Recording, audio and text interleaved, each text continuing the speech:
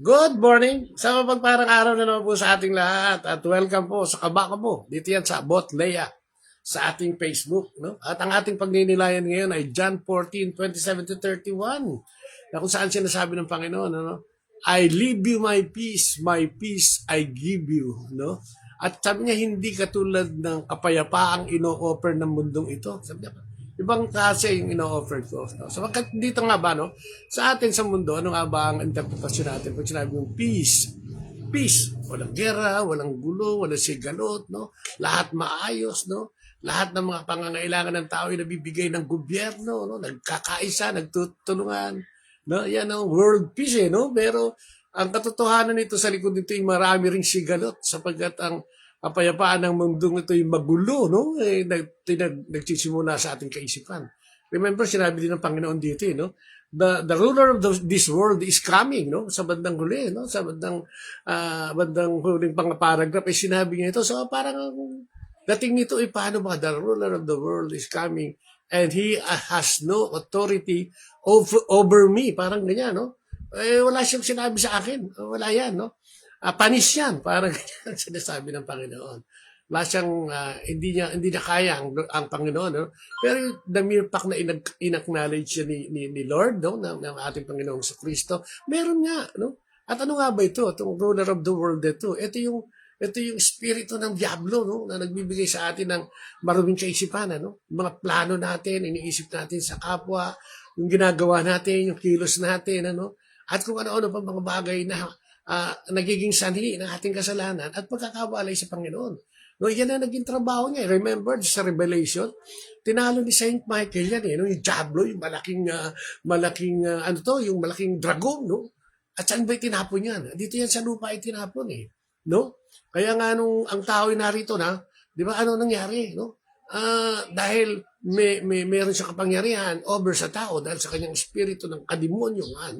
Dahil ang tao kasi likas na may kademonyuhan, nagkaroon siya ng luklukan, no, sa utak at kaisipan ng tao, no, sapagkat ang tao ay binubulag niya, no, sa mga kayamanan, sa mga makamundong kaganapan, kagustuhan ng tao, di ba? Ang tao, mahilig yan sa paghahari, no? Kaya nga nagkakagulo, no? Kaya nga sabi ng Diyos, ang kapayapaan ay iniiwan ko sa inyo, no? At ang aking kapayapaan ay binibigay sa inyo. Ano ibig sabihin naman nun? No? Na kung ang Diyos ay tatangkilikin natin at siya ang unahin natin, of course, no, ang kanyang espiritu ang mananahan sa atin bilang pangunahin at pagmamahal sa Diyos, no? Nasabi niya sa kanyang utos, no, sa Ten Commandments, na mahalin mo ako ng buong puso, isip, lakas at kaluluwa. Dahil pag inuna natin ng Diyos, sabi nga niya, hindi makapaghahari ang Diablo o yung ruler ng mundong ito sa akin. Pag inuna natin, Panginoon, hindi siya makakapasok. Tatarangkahan ng Panginoon niya, no, yung mga masasamang kaisipan, ano? At ito'y mangyayari lamang kung tayo ay susunod kay Jesus. Di ba sinabi niya itong linggong to, ako ang daan, di ba, ang katotohanan at ang buhay. No? Magkakaroon tayo ng katotohanan sa buhay natin. Makikita natin ang daan ni Kristo. No? At magkakaroon tayo ng buhay patungo sa buhay na ipinangako niya, ang buhay na walang hanggan. Kung tayo isasa sa Kanya o mananalig sa Kanya, paano to? Sa pamamagitan ng pananalig sa Espiritu Santo na iniwan. Peace I leave you. Ito yun, no? Ang Espiritu Santo ang ating magiging giya sa mundong ito, sa paglaban natin sa mundong ito, no? Sa pagharap natin sa anumang problema, sigalot, opresyon, depresyon, ay ang Diyos at ang Espiritu ng Diyos ang pwedeng magsabi sa atin. Kaya lang minsan hindi natin naririnig. Masyado nang maingay, masyado na tayong maraming iniisip.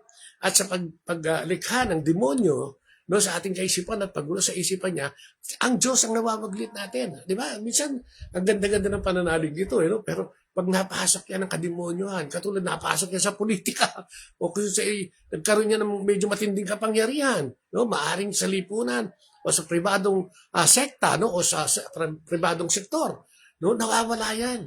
Dahil pagka ang tao ay nabigyan ng paunang paunang down payment ng demonyo, ay nagtutuloy-tuloy yan.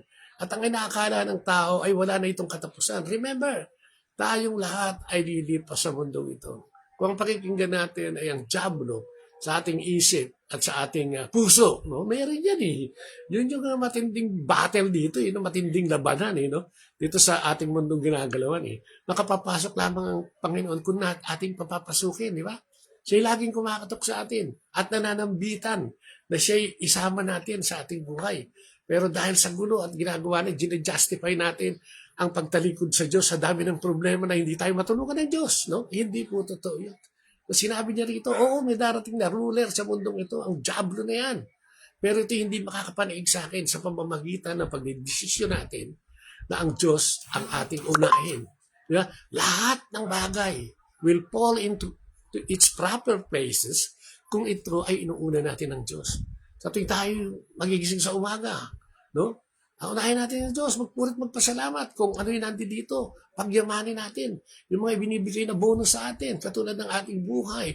Yung hindi tayo nagkakasakit, no? Ng malubha, di ba? Yung nakakaroon tayo ng kaluwagan sa ating pamumuhay, no?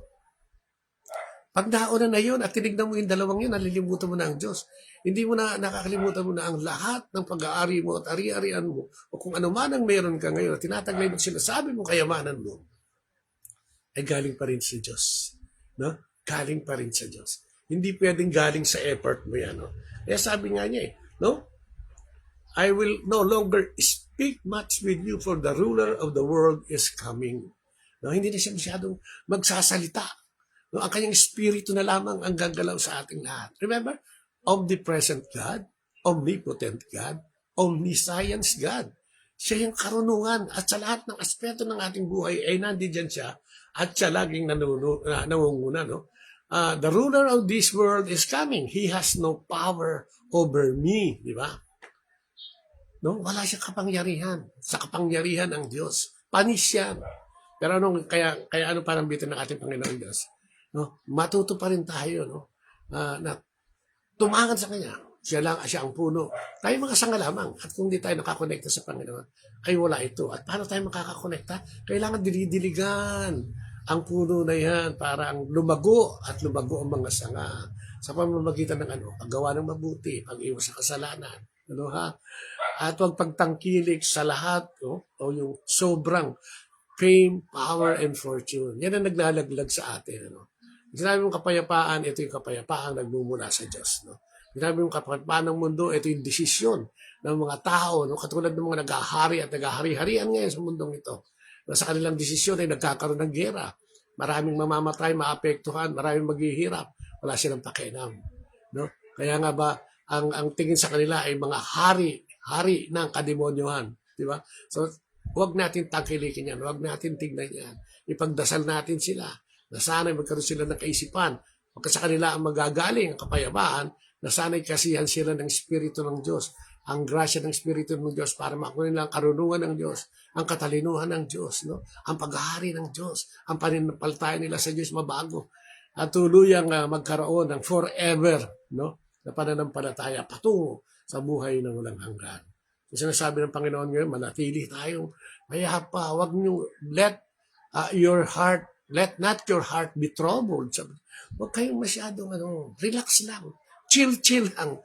No? Kung minsan, mahirap tanggapin na ang tagal ng ating dinadalangin at wala nangyayari. But ang gulo-gulo pa rin ng ating pamilya.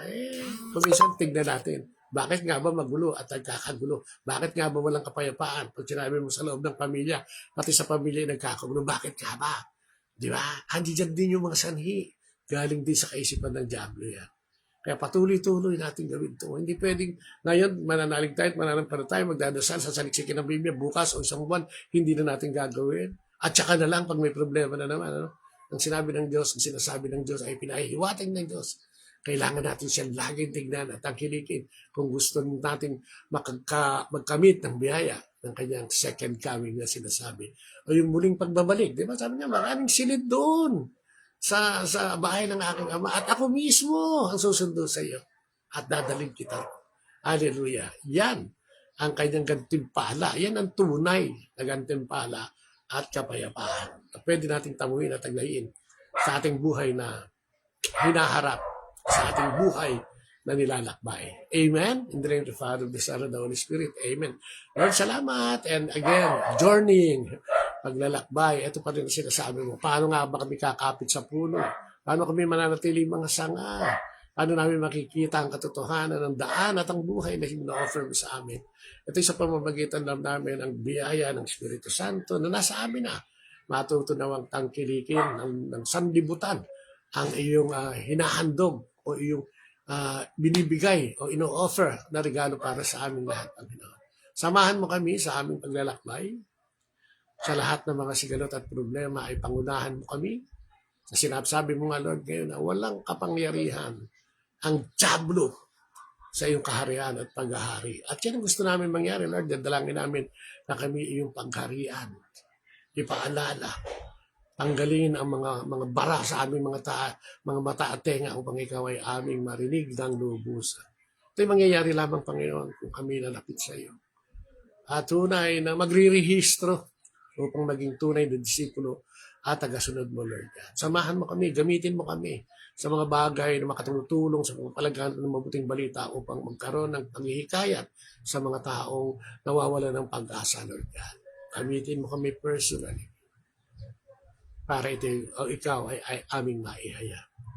Maraming salamat sa mga kapatid namin may sakit at karamdaman, sa mga kapatid namin nandoon sa mga bansang may pagkakagulo at gera, sa lahat ng pamilyang nagugulumihanan, ng mga relasyon, Panginoon, sa loob ng pamilya, sa trabaho at sa lipunan, Lord God. Bigyan mo kami ng maayos na komunikasyon. Paliwanagin mo ang aming mga kaisipan at bigyan ng dila na nagbibigay buhay sa bawat isa, Lord. Maraming salamat. At ito'y dalangin namin sa pangalan ni Jesus kasama ng Espiritu Santo, sa pananalangin ng mahal na Inang Maria, lahat ng propeta, mga anghel, at lahat ng patuloy mong ginagamit hanggang sa mga sumandaling ito, isama mo na po dyan ang kabaka na handang maglingkod sa iyo, Panginoon. Sana'y palawigin mo pa ang programang ito at mga programa na may kinalaman, Panginoon, sa iyong mga salita.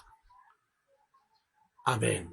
And glory be to the Father, to the Son, and to the Holy Spirit, as it was in the beginning, is now, and ever shall be, world without end. Amen and amen. Like, share, subscribe. Meron po tayo sa YouTube, Kabaka Mo. Bye-bye. God bless.